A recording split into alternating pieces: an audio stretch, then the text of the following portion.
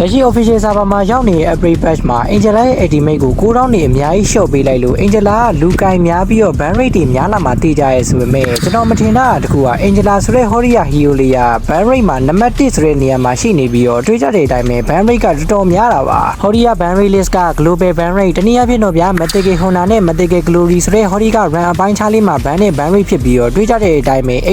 86.17% ဆိုတာက10ပွဲမှာ10ပွဲဒါမှမဟုတ်9ပွဲလောက် ban နေတဲ့အနေအထားဆိုတော့ Angela ရဲ့ပြောင်းလဲသွားတဲ့ ultimate ကတော်တော်လေးကို over power ဖြစ်နေတဲ့အနေအထားမှာရှိပြီးတော့ပူးလိုက်လို့ရှိရင်ရှိတွေအများကြီးမရတော့ဘူးဆိုပေမဲ့လည်းပဲပူးပြီးတော့ပြန်ဆင်းနေတဲ့အခါ9စက္ကန့်8စက္ကန့်လောက်ပဲစောင့်ရတဲ့အပြင်9000 ambulance တွေ9000 item တွေနဲ့ဆိုရင်စက္ကန့်လေးကနည်းနည်းလေးပဲဖြစ်တဲ့အတွက်ခဏခဏပူးနေလို့ရတဲ့အနေအထားပါအဲဒါကြောင့်မလို့လဲလက်ရှိ global pay rate မှာ meta ဝင်နေတဲ့ Granger တို့ Irithel တို့ Bane တို့ဟာဆိုရင်လည်းပဲ Angela နဲ့တော်တော်လေးတွဲလို့ကောင်းတဲ့ hero တွေဖြစ်ပြီးတော့ Angela နဲ့အကောင့်တွေနဲ့တွဲလိုက်ပြီးဆိုရင် meta hero တွေနှစ်ကောင်ပေါင်းဆက်လိုက်တဲ့အတွက်တော်တော်လေးကို over power ဖြစ်နေတာဖြစ်ပြီးတော့ Bane ဆိုလည်း magic damage အများကြီးထွက်တယ်လို့ Granger Irithel တို့ကလည်းလောက်ကွက်အများကြီးထွက်လာပါလိမ့်မယ်ကဲဆိုတော့က intro winner လေးနည်းနည်းများသွားပြီဆိုပေမဲ့လည်းပဲဒီကနေ့ဗီဒီယိုမှာကျွန်တော်က global ban rate မှာ ban rate အမြင့်ဆုံးဖြစ်နေတဲ့1 to 11 hero တွေကိုပြပြပေးတော့မှာဖြစ်ပြီးတော့အဲ့ဒီ hero တွေကဘာဖြစ်လို့ဒီလောက်တောင် ban list ထဲမှာနေရာယူထားရလဲဆိုတာလေးကိုပါအဲ့ဒီ hero တွေနဲ့သက်ဆိုင်တဲ့ tip တွေနဲ့အတူ brother တို့နားလည်အောင်ကျွန်တော်ကဒီကနေ့ဗီဒီယိုမှာဒီကြကြလေးရှင်းပြပေးတော့မှာပါ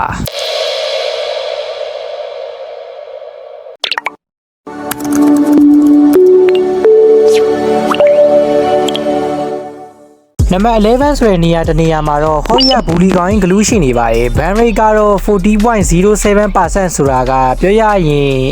10ပွဲမှာ4ပွဲလောက် ban နေဆိုတဲ့အနေအထားမှာရှိရပေါ့လေဘူလီကောင်ကြီးကို ban ရတဲ့အကြောင်းအရာတော့ရွှေရှင်းပါတယ်1 2ထိသွားပြီဆိုတာနဲ့သူ့ရဲ့ဂုတ်ခွားတဲ့ magic damage ကလုံးဝမခံစားနိုင်မင်းနဲ့ Ali Bay မှာကလေးကသူကတော်တော်လေးမတောင်ကလောင်နေပြီးတော့ target battery low battery တွေမှာလည်းတော်တော် strong နဲ့ ESP လိန်နာတကောင်ပါလူတစ်ပြင်းဂလူးကို Jurebe Jungle လာကင်တဲ့ကောင်တွေအခုလက်ရှိမတာဝင်နေတဲ့ရီဆန်ရှင်းတို့လိုကောင်တွေကင်တဲ့ကောင်တွေနဲ့ join တို့ဘာကိုင်တဲ့လူတွေကလည်းဂလူးကိုတော်တော်လေးကြောက်ကြပြီးတော့သူ့ရဲ့ scale 1 scale 2တပေါင်းနဲ့နေလှုပ်ရှားလို့ရနေတာဖြစ်လို့ scale 1 scale 2ကိုတုံးကြုံရင်ကြုံတဲ့ကောင်တက်ခွအထူးသဖြင့်တော့ဗျာ Maxman တွေဒါမှမဟုတ်လေ Jungler တွေကိုတက်ခွတာအကောင်းဆုံးဆိုရင်ပဲကြုံရင်ကြုံတဲ့ကောင်တက်ခွတော့ခပြီးတော့ကိုယ့်ရဲ့ teammate စီကိုခေါ်ရင်ခေါ်မခေါ်နိုင်လို့ရှိရင်လေကိုက magic damage အများကြီးထွက်တာဖြစ်တဲ့အတွက်ဆိုလိုကေးတွေပါလေဆိုတာက item 2ခွက်လောက်ထွက်ပြီဆိုတာနဲ့ easily လုံးနေလို့ရတဲ့ hero ကောင်ဖြစ်တာဖြစ်တဲ့အတွက်ဘူးလီကောင်ဆိုတဲ့နာမည်တစ်လုံးနဲ့ရက်တည်နေတာပါကောင်းတယ်ဗျာတကယ်ကောင်းတဲ့ပဒေကြီးပါ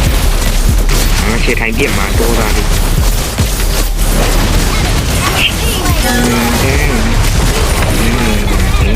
ဟုတ်နာဟာလေစတင်းကိုပြောတာဒီအေးဒီနဘီမဟုတ်လားအေးလေဟုတ်တယ်လေငါလည်းအဲ့ဒါဒီမင်းမာနီလာကျန်တော့10မိနစ် level မှာပေါင်းစက်ပြီးတော့เดี๋ยวไอ้พี่งานก็ลุกอยู่ဟုတ်လားမင်းဒါဆိုရင်ပြကြတဲ့အတိုင်းပဲ full visit 1ဝင်ချပြီးတော့လှုပ်ချင်တိုင်းလှုပ်ထွက်ချင်တယ်လို့ထွက်သွားတယ်ဆိုရင်တော့မှ damage တိတ်ကနေအများကြီးယူပြီးတော့ space တွေအများကြီးစားလို့ရတဲ့ EXP လိန်နာတကောင်ဖြစ်တဲ့အတွက်ဘူလီကောင်ဆိုတဲ့နာမည်အတိုင်းပဲတော်တော်လေးကိုယွန်းနေရကောင်းတာပါကိုတိုင်းဂလူးကင်နေတဲ့အချိန်အတော်တွင်းတော့ enemy ကိုစောက်ကျင်းလဲလို့ပြောနေရဆိုပေမဲ့လည်းပဲကိုတိုင်းဂလူးတက်ခွာတာခံရမယ်ဆိုတော့ဖြင့်တော်တော်လေးကိုစက်တည်တုံးနေတာဖြစ်ပြီးတော့ဒီကောင်ကြီးကိုကျွန်တော်တို့က EXP လိန်မှာကင်မကင်ဘန်းပါတယ်ကောင်နာကြဟေ့ဆိုရင်တော့ CC တို့ယူဆောင်တို့နဲ့ကောင်နာလို့ရရဲဆိုပေမဲ့လည်းပဲများသောအားဖြင့်ကဂလူးပေးလို့ရှိရင် CC နဲ့ကောင်နာကြတာများတာဖြစ်တဲ့အတွက် CC နဲ့ကတော့ဂလူးကိုကောင်းတာလို့ရတယ်ဒါပေမဲ့ဂလူးက CC တက်ပို့ပြီးစာတက်နေတော့ကျွန်တော်လည်းမပြောတတ်ပါဘူးဒါပေမဲ့ရဲ့နံပါတ်10ဆိုတဲ့နေရာမှာကတော့ higher mobility maximum တကောင်လို့ပြောလို့ရမယ်11ရှိနေပြီးတော့အခုလက်ရှိမတာဝင်နေတဲ့ Irithel Granger နဲ့သူကရှင်ထိန်လို့ရတဲ့ maximum တကောင်ဖြစ်ပြီးတော့နတန်တို့နဲ့တော့ရှင်ထိန်လို့မရဘူးဆိုပေမဲ့လည်းပဲပလေယာပေါ်မူတီးပြီးတော့လည်းပြောင်းလဲသွားနိုင်ပါတယ်အခုလက်ရှိကမာတောင်ကလောင်ရဲ့ EXP လိန်နာတွေဘလင်းသိမ့်မပါတဲ့ EXP လိန်နာတွေကမတာဝင်နေတာဖြစ်တဲ့အတွက်သူတို့ကိုကောင်းတာဖို့အတွက် CF ဘက်တစ်ချောင်းထက်ရုံနေလုံလောက်နေပြီဖြစ်တဲ့အတွက်သူကလည်းဖနှက်မလွယ်တဲ့ maximum တကောင်ဖြစ်လို့ mobility အများကြီးနဲ့ enemy တွေကိုစိတ်ထုတ်ကပေးနိုင်တဲ့ maximum တကောင်ပါ memory အရာမှာကြည့်ရမယ်ဆိုတော့ဖြင့် 40.23% ဆိုတော့ဂလူးနဲ့ဒူမတာကိုအတုပလို့တော့ပြောလို့ရမယ်ဒါပေမဲ့ကျွန်တော်တို့အခုလက်ရှိ red နေမှာတော့11သိမ့်မဘန်းဘူးဆိုပေမဲ့လည်းပဲ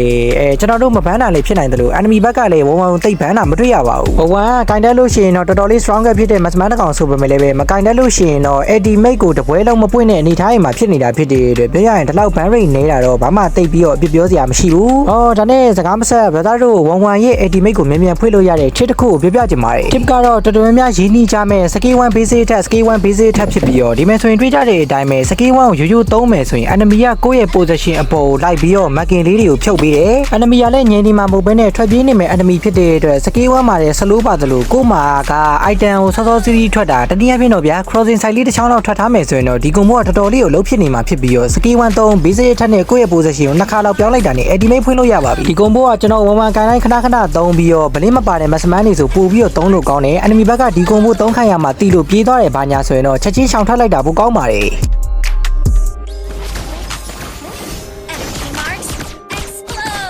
ကိုကလည်းပြေးစရာလွတ်လန်းမရှိတော့ဘူး enemy ကလည်းကို့ကိုဝိုင်းလာပြီကိုကစကေးတူ3ကို3မှရတော့မယ်ဆိုတဲ့အခြေအနေမှာကိုအိမ်နေရဲ့ target ကိုအမှုထားပြီးတော့တွေးကြတဲ့အတိုင်းပဲဒီလိုမျိုးစကေးတူနဲ့ combination 3မှာအရှိက combo နဲ့ဘာကွာလဲဆိုတော့အရှိက position ကိုနှစ်ခါပြောင်းရမယ်ဆိုပေမဲ့လည်းပဲဒီ combo မှာကြတော့အရှိကလုံးမဟုတ်တော့ဘဲနဲ့ကိုယ့်ရဲ့ position ကိုတစ်ခါပဲပြောင်းပြီး base တဲ့တစ်ချက်ပစ်လိုက်ရုံနဲ့တင်ကိုဘိုးကအသက်ဝင်နေပြီဖြစ်တဲ့အတွက် ultimate ကိုလည်းချက်ချင်းဖွင့်လို့ရမှာဖြစ်ပြီးပိုပြီးစောပါတယ်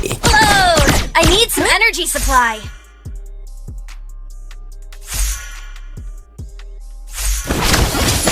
Energy marks explode. ဘယ်လိုပဲနေနေကိုကင်ထားတာစူပါမန်မဟုတ်ပဲနဲ့မစမန်ဖြစ်နေတာဖြစ်တဲ့အတွက်အဲ့ဒီသိက္ခာလေးနဲ့နေထိုင်တတ်ဖို့တော့လိုတာဖြစ်ပြီးတော့ဝန်ဝန်ကိုကင်တဲ့အခါဘယ်လိုကောင်းတာကြမလဲဆိုတာကတော့ကိုယ့်ရဲ့ golden skill ပေါ်ကိုမူတည်ပြီးတော့ဝန်ဝန်ကမစမန်အားလုံးရဲ့ကောင်းတာဖြစ်တယ်လို့မစမန်အားလုံးကလည်းဝန်ဝန်ရဲ့ကောင်းတာပါမစမန်အားလုံးကဝန်ဝန်ရဲ့ကောင်းတာဆိုရင်တော့ hero ကောင်းလုံးရဲ့ကောင်းတာက unite ဖြစ်ပြီးတော့ ori 2ကနေပြီးတော့ unite လို့နာမည်ပြောင်းနိုင်ခြင်းကကောင်းသားမယ်ထင်ရရဆိုပေမဲ့အခုလက်ရှိတွေးကြတဲ့အတိုင်းပဲ line ကတော်တော်လေးကိုစုပ်ပြတ်တက်နေတာဖြစ်ပြီးတော့ hero အားလုံးရဲ့ကောင်းတာက unite မှာ second မှာ wifi ပြနေပြီးတော့ပင်နေအရန်ကောင်းနေရဆိုပေမဲ့တကယ်ကကျွန်တော် internet နဲ့စော့နေတာဖြစ်ပြီးဒီမှာဒါကြည့်လိုက်ကြပါတော့ဗျာဝန်ဝန်တို့ဂလူးတို့ထက် ban rate ညိနေတယ်ဆိုတာကျွန်တော်စဉ်းစားလို့မရဘူးဒီကောင်ကတောက်မြင်ခတ်ဖို့ကောင်းလားဆိုတော့လေမကောင်းသူ့ဟာနဲ့သူ့စကီးနဲ့သူ့ရဲ့ position နဲ့သူကတော့ဟုတ်နေတာပဲအဲ့နဲ့ကျွန်တော်လည်းတီးတဲ့တက်တဲ့လူကိုတက်ဆရာပူကြရဲ့လူတွေကိုသွားမေးကြည့်တော့ grow ကသူတို့အတွက်တော့တော်တော်လေးကိုတောက်မြင်ကက်ဆရာကောင်းနေအိမ်မဆိုးကြီးလို့တော့ပြောကြတာပဲ damage item နဲ့မစော့ဘဲနဲ့တိုက် item နဲ့ romance ဆိုရင်တော့မှ grow ရဲ့ one shot လို့ပြောလို့ရမယ် ultimate ကတိုက်လိုက်လို့ရှိရင် airborne ဖြစ်စေတဲ့ effect အပြင်ကိုမှတက်ပေးနေဆိုရင်တော့မှ damage ကတော်တော်လေးနာနေတဲ့ ultimate တစ်ခွက်ဖြစ်နေတာဖြစ်တဲ့အတွက်သူ့ကိုစောင့်မြင်ကြကြတာတော့မဆန်းဘူး damage နဲ့ဆော့ရင်တော့ဘယ်ပြောကောင်းမလဲ skill 1 basic ထက်နေနေကောင်ပြောက်နေတဲ့ hero တစ်ကောင်ဖြစ်နေတာဖြစ်တဲ့ကွာ grow ကတော်တော်လေးကိုမှသူတို့အတွက်အမြင်ကက်စရာကောင်းလို့ဘန်းကြတယ်ထင်တာပဲ grow ရဲ့ ban rate ကတော့ 42.71% ဆိုတော့ပြောရရင်စေပွဲမှာ၄ပွဲလောက်ဘန်းနေဆိုတဲ့ hero တစ်ကောင်လို့ပြောလို့ရမယ်မြန်မာ community မှာမဟုတ်ဘဲနဲ့တခြားနိုင်ငံခြား community တွေမှာလေ့လာကြည့်တဲ့လောက်ဆိုရင် grow ဘန်းရတာသုံးပြီးဆော့တာကြောင့်ဘန်းရတယ်လို့ danger grass တို့ breaking wall တို့ flying cloud တို့ပြီးတော့ရေကြီးတဲ့မတ်တွေမှာလည်း grow ဆိုတဲ့ hori ကတန်ကြီးကတော်တော်လေးသဟာစာတာဖြစ်တာဖြစ်ပြီးတော့ grow ရဲ့ wall ကရဲ့ skill 2ကြောင့်လည်းတော်တော်လေးကိုမှ effective ဖြစ်စေနိုင်မှာဖြစ်ပြီး data battery လော့ battery တွေမှာအဲ့ဒီ water wall ကြောင့်ပဲ effective တွေအများကြီးပို့စေနိုင်ပါတယ် combination လုပ်လို့ရတဲ့ hero တွေက ACR grow တို့ဘာတို့ညာတို့ရှိရဆိုပေမဲ့ EXP လိမ့်မှာ grow ထုတ်လာမယ်ဆိုရင်တော့အရှိမပြောခဲ့တဲ့ glue တို့ CC တို့နဲ့ကောင်းတာလို့ရတယ် grow ကိုတက်နေပါရေးဆော့လာခဲ့လို့ရှိရင်တော့အားလေးဘိတ်မှာကလေးက skill 2ကိုရင်ယူပြီးတော့ဘန်နောက်တာခံရမှာဖြစ်ပြီးတော့ hyper player တတွင်များကအဲ့လိုဘန်နောက်တာမခံရစေဖို့အတွက်လေ grow ကိုဘန်ကြတာပါမြန်မာစာပါမြန်မာ community မှာတော့ grow ကင်တက်တဲ့လူကလက်ချိုးကြီးလို့တောင်ရပြီးတော့ကောင်းကောင်းမွန်မွန်ကင်တက်တဲ့လူဆိုရင်ပိုတောင်ဆိုးသေးရဲ့ဗျာအဲ့ဒါကြောင့်မလို့ grow ကင်တက်တဲ့လူကလည်းတိတ်မရှိတာဖြစ်တဲ့အတွက် grow ကိုတိတ်ပြီးတော့မဘန်ကြဘူးဒါပေမဲ့တခြားစာပါတွေတခြားနိုင်ငံတွေမှာကြတော့ grow ကတော်တော်လေးကို strong ဖြစ်နေတာဖြစ်တဲ့အတွက်ပြောရရင် skill 1 သုံးလိုက်လို့ရှိရင်လည်း impute တယ် ultimate ကလည်း impute နေတာဖြစ်လို့ spell တွေစားလို့ကောင်းတယ်လို့တွေးကြတဲ့အတိုင်းပဲဟောဒီလိုမျိုးအကွက်လက်လိုက်လေးပြလို့ရပါတယ်ဒီ hero ဖြစ်တိုင်း ban rate များရမယ်ဆိုတဲ့ပုံတင်ကြီးကဒီမှာဆုံးလို့လိုက်ရပြီဖြစ်ပြီးတော့ဒီမှာဆိုရင်တွေးကြတဲ့အတိုင်းပဲ OCDN က ban rate ရဲ့နံပါတ်8ဆိုတဲ့နေရာမှာရပ်တည်နေပြီး 45.42% ဆိုတာက10ပွဲမှာ4-5ပွဲလောက်တော့ဘန်းနေဆိုပေမဲ့အပေါ် run နေမှာတော့တိတ်ပြီးတော့မဘန်းတော့ဘူးဗျာဒီ hero တိတ်ခါလေးရှိအောင်တော့ဘန်းကြသေးရဆိုပေမဲ့လည်းပဲ OCDN ဆိုတဲ့ hero ကကောင်တာရအရန်လွယ်ပြီးတော့လက်ကိန်းထိဆွဲမစော့ဘူးဆိုရင် OCDN ဆိုတာကဘယ်လိုပြောရမလဲကြက်ပြောက်ငက်ပြောက်လေးဖြောက်လို့ရတဲ့အနေထားပေါ့လေဒါပေမဲ့လည်းပဲဝူလူလူဆိုပြီးတော့ကောင်တာရလွယ်ပါရဲ့ဆိုပြီးလွတ်ထားလိုက်လို့ကတော့လက်ကိန်းရောက်လို့ရှိရင်စုပ်ပြတ်တက်နေအောင်ပြစ်ခံရမှာဖြစ်ပြီးတော့တစ်ခါပြည့်ရင်စတက်25ခု ultimate သုံးထားလို့ရှိရင်စတက်အခု30နေတော့ပြစ်ခံရမှာဖြစ်လို့တော်တော်မလွယ်တာပါလူကောင်တွေကြောက်ကြလဲဆိုတော့ဘလူကောင်မှမကြောက်ဘူးလို့တော့ထင်တာပဲဒါပေမဲ့လေကင်းရောက်လာတဲ့အခါကျရင်တော့တစ်ဖက် item တွေတော့မကယ်နိုင်တော့ဘဲနဲ့ Vengeance တို့ Valorate တို့ကလွဲပြီးတော့ဘာမှကိုကယ်လို့မရတော့တဲ့ basic attack တွေဖြစ်လို့ mobility များတဲ့အခုလက်ရှိမတာဝင်နေတဲ့ Irithel Granger ဘာညာတို့ကလည်းသူ့ကိုကြောက်အောင်မှာဖြစ်ပြီးဝန်ကတော့သူ့ရဲ့ကောင်တာဆိုပေမဲ့လည်းပဲဝန်အောင်မှလေကင်းပိုင်းဝင်းချက်တွေပါမပါလို့ရှိရင်သူ့ကိုရှင်ပြစ်ဖို့ဆိုတာမလွယ်ပါဘူးအဲ့တော့ Obsidian ဆိုတဲ့ hero ကအကောင်းနဲ့ဆို balance ဖြစ်နေတဲ့ hero လို့ပြောလို့ရပ ပြီးတော့ကင်တက်တဲ့ကောင်လက်ထဲမှာဆိုရင်တော့စောင်းရဲကျန်းနေဒါပေမဲ့မကင်တက်တဲ့ကောင်လက်ထဲမှာဆိုရင်တော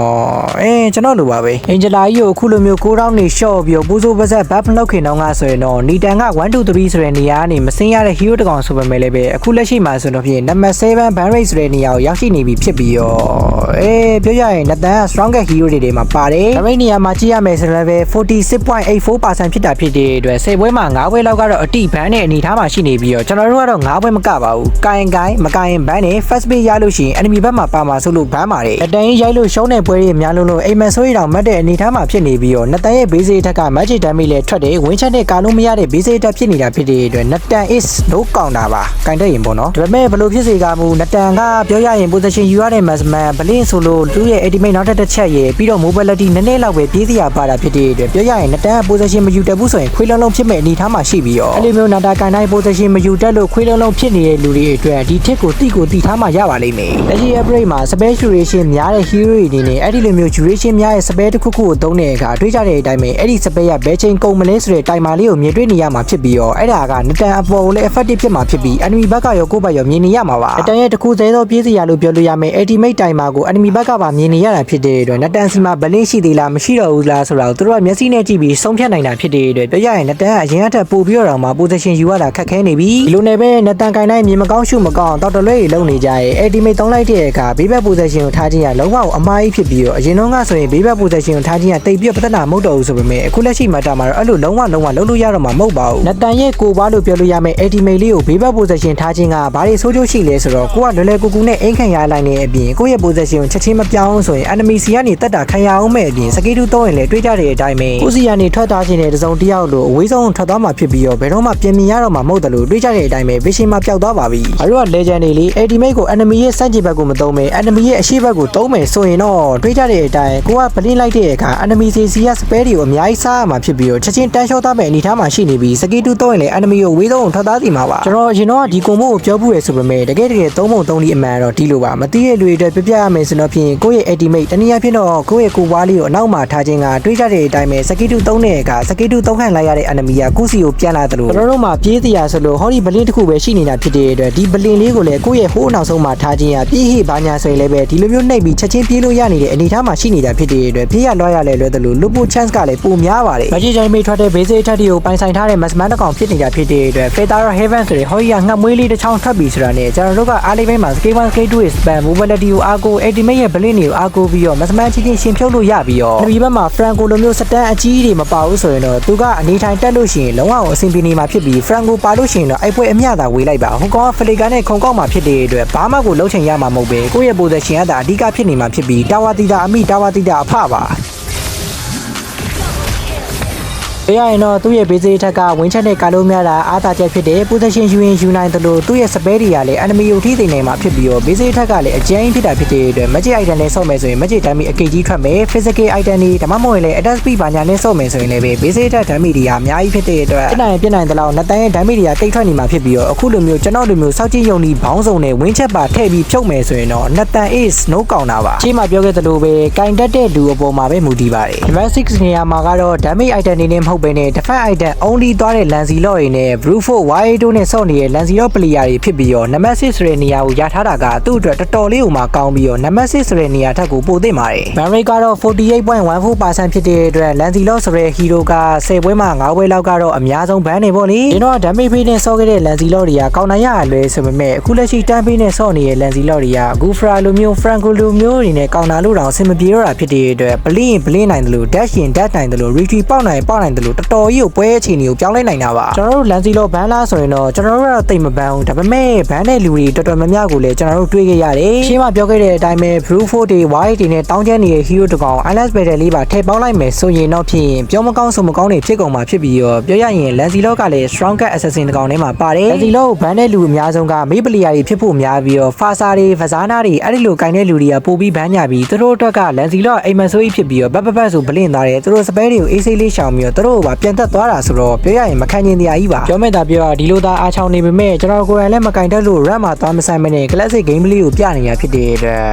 ်သိပြီးတော့အဆင်ပြေမနေဘူးပေါ့လေဘိန်းကတော့မပြောချင်နဲ့ပါဘူးဗျာမြင်လို့တော့မကောင်းတကယ်ပြောတာပါအဲ့ဒီဘိန်း magic damage ဆော့တဲ့ကောင်ကြီးကတော်တော်လေးကိုအာကုသူများတာဘရိုးရေမဆော့တတ်ဘဲနဲ့ဘိန်းကိုလင်းကို magic damage တွေ magic bait တွေနဲ့ဆော့တာတိတ်ပြီးပြဿနာမရှိဘူးဆိုပေမဲ့တကယ်ဆော့တတ်တဲ့ကောင်တွေဆိုရင်တာဝါတွေကတာဝါပြေကိုမထွက်ဘဲနဲ့ item only fan နဲ့ပြီးရင်ဒီလိုသတင်းနဲ့ light ထွေးတာကြီးကတော်တော်ဆိုးဆိုးဝါးဝါဖြစ်ပြီးတော့သတင်းနဲ့ light ထွေးတာလေတော်တော်နာတာပါတရှိမှာ Banry ရဲ့ number 5တနည်းအားဖြင့်ပြောရမယ်ဆိုတော့ဖြင့် 54.56% ဆိုတာကပြောရရင်10ပွဲမှာ6ပွဲ9ပွဲလောက်ဘန်းနေတာဖြစ်ပြီးတော့အရှိမရှင်းပြခဲ့တဲ့ Lancy Law တို့ဘာလို့ထက်တောင်မှ Banry များတာဖြစ်ပြီးတော်တော်စိတ်တော့ကပြီးတဲ့ကောင်ပါ Trade Batch မှာတော့ Bane ရဲ့အရက်တောက်ပြီးတော့သတင်းထွေးတဲ့ damage တွေဘာတွေရောတိုးပေးမထားဘူးဆိုပေမဲ့ငမန်းရဲ့ speed ကိုမြန်လိုက်တာဖြစ်တဲ့အတွက် Bane က Banry တွေများလာတယ် Physical နဲ့ဆော့မယ်ဆိုတော့ဖြင့် Canon damage ကြီးက E6 နေအောင်ကိတ်နေမှာဖြစ်ပြီးတော့ Basic attack ကလည်းကိတ်မဲ့အပြင်ပြောရရင် Basic attack damage ထွက်နေတာဖြစ်တဲ့အတွက် Jungler ဆော့ဖို့အတွက် Physical item တွေနဲ့ကပိုကောင်းတယ် Magic item နဲ့ဆော့မယ်ဆိုတော့ Basic attack က damage မထွက်တော့တာဖြစ်တဲ့အတွက်ပြောရရင် Jungler လုံးဝဆော့လို့မရဘူးအဲ့ဒါကြောင့်မလို့ Bane ကိုလင်းကို Magic item တွေနဲ့ဆော့လာတာကိုတွေးကြတာ Magic item တွေနဲ့ဆော့မယ်ဆိုရင်တစ်ခါမှုတ်တစ်ကောင်ပြောက်တစ်ခါထွေးရင်တစ်ကောင်ပြောက်တယ်ပြီးရင်9ကြီးတွေကလည်း damage ကိတ်နေတာဖြစ်တဲ့အတွက်တစ်ခါတိုက်လိုက်တာနဲ့3-4ကောင်ရှိရင်3-4ကောင်လုံးတန်းပြောက်တယ်အဲ့ဒီချက်ကတော့ Magic damage တွေအတိုင်းပဲ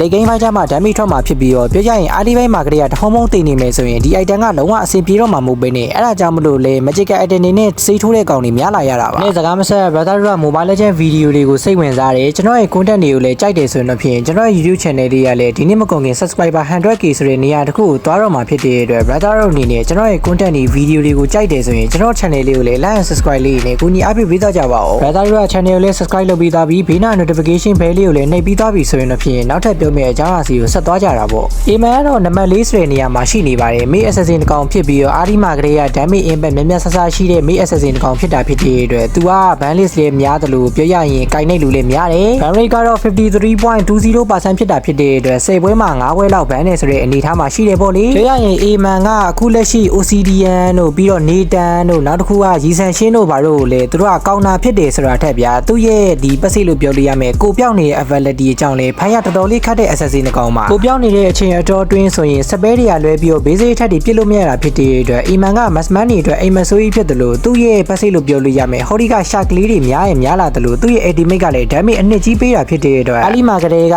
damage တွေအများကြီးပေးနိုင်တဲ့ assassin တစ်ကောင်ကြောက်လို့ဘန်းကြတာလေစမ်းတော့မဆန်းဘူးလို့ပြောလို့ရမယ်ပေါ့လေကျွန်တော် emo ဆဆကြိုက်တဲ့အခါဖြစ်လိဖြစ်တာရှိတဲ့ ultimate သုံးလိုက်တဲ့အခါ damage မလောက်ပဲကိုအားတောင်ဒီလိုမျိုးပြန်သေးသွားရဲ့ပြဿနာဘောင်းဆောင်ကိုမကြုံညင်ဘူးဆိုရင်ဒီထစ်ကိုတီးဖို့လိုပါလိမ့်မယ် team နာမည်ကတော့ရွှေရှင်းပါတယ်ဗျာကျွန်တော်တို့က shark လေးတွေကိုစုရတာဖြစ်ပြီးတော့အဲ့ဒီ shark လေးတွေများလာတယ်လို့အရှိမပြောခဲ့တယ်လို့ပဲဗျာ ultimate damage ကလည်းပိုထွက်လာလိမ့်မယ်ဒီမှာဆိုရင်တွေးကြတဲ့အတိုင်းပဲကျွန်တော်ပွဲဆဆချင်းထွက်လာတဲ့အခါ shark က8ခုပဲရှိရဆိုပေမဲ့လည်းပဲကျွန်တော်တို့က passive ပါတဲ့ basic attack နဲ့ခုတ်မယ်ဆိုရင်တွေးကြတဲ့အတိုင်းပဲကျွန်တော်တို့ shark 8ခုကနေပြီးတော့တဖြည်းဖြည်းတိုးလာပါတယ်အဲ့ဒီ shark လေးတွေကအများဆုံး25ခုထိဆိုးလို့ရပြီးတော့ ultimate သုံးလိုက်တဲ့အခါအဲ့ဒီ shark 25ခုလုံးက enemy ကို damage ပေးမှဖြစ်တဲ့အတွက် ultimate ကငကိုအထက် damage တွေပိုနာနေတာကိုတွေ့ရမှာပ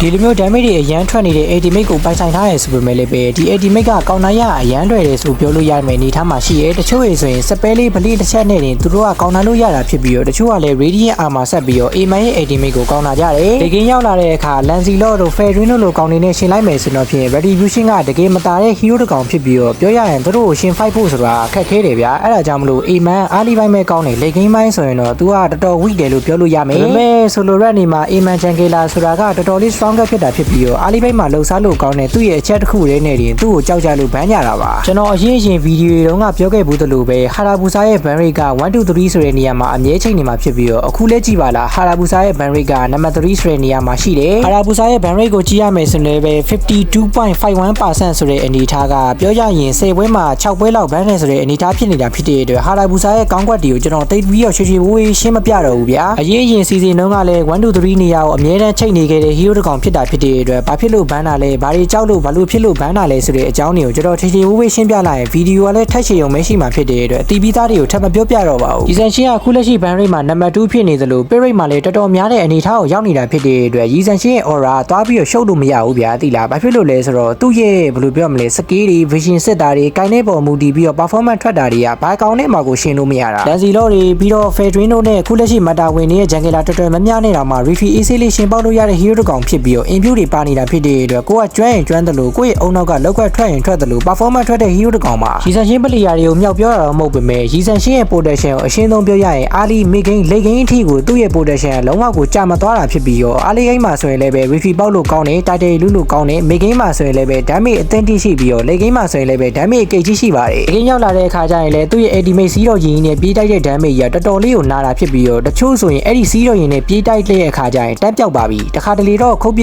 နှစ်ချက်လောက်တော့လိုတာပေါ့လေ။စပိတ်ခဏစပန်းလို့ရပြီးတော့ mobility များတဲ့ hero တကောင်ဖြစ်တာနဲ့အညီသူနဲ့တွဲပြီးတော့ combo တဲ့ကောင်တွေကကောင်းရင်ကောင်းတယ်လို့သူ့ရဲ့ production တွေကလည်းမြင့်လာမှာဖြစ်ပြီးတော့အထူးသဖြင့် support ရင်းနဲ့ဆိုပို့ပြီးတွဲလို့ကောင်းတာပါ။ကဲဆိုတော့ကကျွန်တော်ဒီကနေ့ video ကဒီလောက်ပါပဲ။လောလောဆယ် edit နေရတာက PC နဲ့ဖြစ်တဲ့အတွက် editing tool တွေလည်းတိတ်ပြီးမကျွမ်းတယ်လို့ professional လည်းမဆန်သေးတာဖြစ်တဲ့အတွက် video editing ကတော့မြင်ရတဲ့အတိုင်းပဲနည်းနည်းစုပ်ပါတယ်။မိနစ်20ကျော်စာ video ကြီးကိုအခုချိန်ထိအဆုံးထိကြည့်ပြီးတဲ့တူတယောက်ချင်းစီကိုလည်းကျေးဇူးတင်ပါတယ်။နောက်နေ့အကြိုင်လည်းမတူညီတဲ့ content တွေနဲ့တူပြန်လာခဲ့ပါမယ်။ကျွန်တော် Mouse Mike မှာအားလုံးပဲပေးကင်ကြပါစေ။ဖက်ဖက်မှာခင်ဗျာ။